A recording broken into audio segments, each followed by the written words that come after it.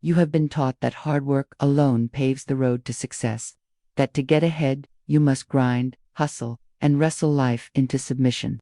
But I declare unto you, today's success is not something you chase. It is something you magnetize. You were not born to beg the universe. You were born to command it with faith, with vision, and with your word. There is no need to force what is already yours by divine right. The supply exists. The abundance is real. You are not trying to build a dream from dust. You are simply aligning with a reality that already lives in the realm of the unseen. Stop struggling. Start speaking. Declare the good you desire, for the word is the wand. When you say, I am prosperous, the universe says, it is so. When you say, I walk in divine favor, the gates swing open. But when you say, I'm stuck, I can't. Nothing works for me. You are casting spells of delay and despair. Choose your words as if the world depends on them, because it does. Now, listen, your fear is not humility. Your worry is not wisdom. Fear is misplaced faith. It is belief in things you do not want. And every time you indulge in fear, you are building a blueprint for failure. But when you expect success, even in the silence, even in the waiting, the universe reorganizes itself to deliver it to your door. Do not panic when you don't see movement. Sometimes the silence is the sound of divine alignment. Your only job is to remain faithful, focused, and fearless. The rest is none of your concern. And let me tell you this, effort alone will never outrun energy. You can push and push, but if your inner state says lack, the result will echo it. But when your spirit says, I already have, the world reflects it back to you. Get in harmony, get in alignment, and then stand still and let the success rush in like a mighty wind. So I say again, don't struggle, manifest, don't doubt, declare, don't chase, align, and above all else believe, your success is not coming, it is here, and it has been waiting on you. Words are not mere sounds or casual expressions. They are invisible forces, charged with power, capable of shaping destiny and moving mountains. Every word spoken is a seed planted in the garden of the subconscious mind, and sooner or later, it bears fruit either bitter or sweet. Most people walk through life cursing themselves without even realizing it. They say things like, I never have enough, nothing ever works out for me, or I'm just unlucky. And then they wonder why the cycles of scarcity, failure, and frustration repeat. The truth is painfully simple. The mouth is the steering wheel of life, and where the tongue turns, the experience follows. When you speak, you're giving instructions to the universe. You are sending signals that are obeyed, even if you don't understand the mechanics. The invisible realm listens and responds without fail. So if you constantly affirm struggle, the world will reflect struggle. If you declare doubt, you will find more reasons to doubt. But when you declare good, speak faith, and affirm success, the tide begins to turn, the walls begin to shake, invisible doors begin to open. There is power in saying, I am ready, even when you don't feel ready. There is power in saying, I am blessed, even when your current situation looks like lack. Why? Because your word sets the vibration, and vibration is the key to manifestation. When your inner declaration aligns with the frequency of your desire, that desire must come to pass. It is not a matter of luck or timing, it is law. The person who learns to guard their tongue is the person who learns to guard their destiny. Idle words are dangerous. Complaining, criticizing, and casual negativity may seem harmless, but each word is a builder. And if you keep building a house of fear and frustration with your words, do not be surprised when you have to live in it. Choose instead to speak with intention. Declare the end from the beginning. Say, I am prosperous. Not because your bank account says so, but because truth does not wait for appearances to confirm it. Say, I am healed. Not because your body shows no symptoms, but because the spoken word goes before the healing to prepare the way. Words are not echoes of what is, they are architects of what shall be. This is why the spiritual masters, the prophets, and the sages all understood the value of silence and the greater value of right speech. You don't speak to describe what is, you speak to command what will be. You don't use words to report reality, you use words to create it. So never speak from a place of despair. Despair is a lie. Despair is blindness. Speak from power, even when your knees are trembling. Speak from joy, even when the tears come. Speak from certainty, because you are not waiting on permission from the world. You are giving instruction to it. Declare, and it shall be done unto you. Fear is fake. Turn it inside. walk through life carrying fear like armor, thinking it will protect them from disappointment. They say, I'm just being realistic, or I don't want to get my hopes up, but the truth is this: you will always receive, according to your deepest expectation, not your surface hopes. If your mind is dominated by fear, no matter how much you try, beg, or push, what you fear will eventually find its way to you. Why? Because fear is magnetic. It draws the very circumstances that you wish to avoid. Worry is not harmless. Worry is rehearsing failure in advance. Worry is mental prayer for things you do not want. And yet, people worry every day, thinking it shows responsibility or concern. It doesn't. It shows misaligned belief. It shows a lack of trust in the invisible power that governs all creation. You are not meant to worry, you are meant to expect. Expectation is the posture of faith. It is confidence in the unseen, assurance in what you've asked for, and certainty that it's already on its way. Fear says, what if it doesn't work? Faith says, what if it does? Fear says, I've failed too many times. Faith says, I'm being positioned for greater. Fear scans the world for reasons to retreat. Faith scans the heart for reasons to rise. Every moment, you are standing on one of these two foundations: fear or faith, and your outcomes are shaped accordingly. Now hear this clearly: faith is not passive. It is not sitting back and merely hoping. It is a decision, a discipline, a daily agreement that says, I choose to see with higher eyes. Faith is aggressive in the spirit.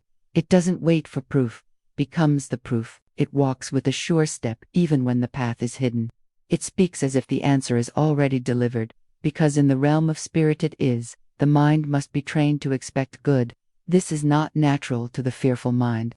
Left unguarded, the mind leans toward lack, toward danger, toward doubt. But with discipline, you can retrain the mind to default to faith. Instead of thinking, this won't work out, your spirit will whisper, watch how beautifully this unfolds. Instead of saying, I'm afraid of what might happen, you begin to say, I'm excited to see what comes next. Faith turns waiting into preparation. While fear paralyzes, faith energizes. You start acting differently, walking differently, speaking differently, not because everything is perfect, but because you know the outcome is already assured. Fear shrinks your world, faith expands it. And when you live in faith, you begin to realize that most of what you feared was an illusion, a fog that cleared the moment you stepped through it with boldness. So worry no more. Cancel the fear. Reject the lie that says, just in case, thinking is wise. Expect the good. Walk in confidence. Believe beyond what your eyes can see. Because what is unseen is always more powerful than what is seen. There is a rhythm to all things, a sacred order that moves behind the veil of time and space. When you attempt to force outcomes or hurry the process, you step out of alignment with the divine flow. The very act of rushing is a declaration of distrust. It says, I don't believe this will come unless I push, unless I chase, unless I control every moving part. But manifestation does not obey panic. It responds to peace. When you are still inside, the universe moves outside. When you let go, things begin to come together. What you thought was delayed was merely being divinely prepared. Trust is not a passive thing. It is a powerful, deliberate act of surrender. It is saying, I know it's already mine, and I don't need to prove it, force it, or question it. You let go, not because you are giving up, but because you are giving over to the higher wisdom that sees beyond your current view. The timing of your blessing has not been overlooked. It has been appointed, and if it hasn't come yet, it means the conditions are still being arranged for your highest good. But how often do we try to dig up the seed before it has time to sprout? How often do we speak words of doubt just moments before the miracle arrives? Impatience is one of the greatest thieves of manifestation. The universe works on divine timing, not human clocks. You may not see the evidence, but that does not mean nothing is happening. It means everything is happening beneath the surface, in places you cannot yet reach. What belongs to you is already moving toward you. It is not lost. It is not delayed. It is not denied. But it cannot be received in the grip of fear or the grasp of control. You must open your hand. You must soften your heart. You must step back and trust that what is meant for you will come without struggle, without manipulation, without begging. It will come because you aligned with it, and because you made room for it. You see, trust is the space in which miracles unfold. It is the soil where answered prayers take root. If you say you believe, but constantly question, chase, or worry, you are sending mixed signals to the universe. It's like planting a seed and then shouting at the ground, demanding it grow faster. No, you water it with faith. You wait in gratitude. You rest in the knowing that what you asked for is already on its way. Let go, not because you don't care, but because you care enough to let the divine take over. Let go because you recognize your part is to prepare the space, to keep your heart open, to walk in expectation, not to micromanage the miracle. The more you release, the more flows toward you. It is not your job to figure out the when or how. It is only your job to stay ready for the yes. You were never meant to chase success. You were designed to attract it. But attraction doesn't come from desperation or burnout, it comes from alignment. When your inner world is in harmony with the vision you hold, the outer world begins to mirror that state. All true manifestation begins within. You do not create the dream through strain, but by becoming the version of yourself who is already living that dream. The vision you carry is not a fantasy, it is a preview. It's a divine signal calling you into alignment, not into endless labor. Effort has its place, yes, but effort without alignment is like trying to sail against the wind. You can work from morning until night, but if your beliefs are rooted in fear, lack, or unworthiness, your results will always match your inner state. You'll build only to tear it down with doubt. You'll strive only to sabotage it with fear. But when you are aligned, when your beliefs, emotions, words, and actions are in agreement with the life you desire, progress happens with ease. The right doors open, the right people appear, resources show up that you didn't even ask for. Why? Because you've become a match for what you desire.